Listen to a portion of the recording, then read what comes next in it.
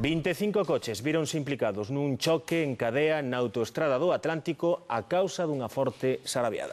A autoestrada permaneceu pechada boa parte da mañá e centos de condutores que se dirixían cara a Ferrol quedaron atrapados.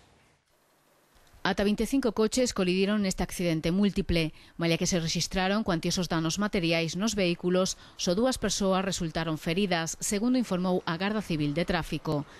A causa da colisión en cadea foi a forte sarabiada caída a primeira hora da mañá que sorprendeu os condutores á saída do túnel do Sartego da autoestrada do Atlántico, a escasos kilómetros de Ferrol. Durante máis de 2 horas, a autoestrada permaneceu pechada a circulación cara á cidade ferrolá, deixando atrapados a centos de condutores. O tráfico desviouse pola saída de Fene, onde se rexistraron importantes retencións durante boa parte da mañá.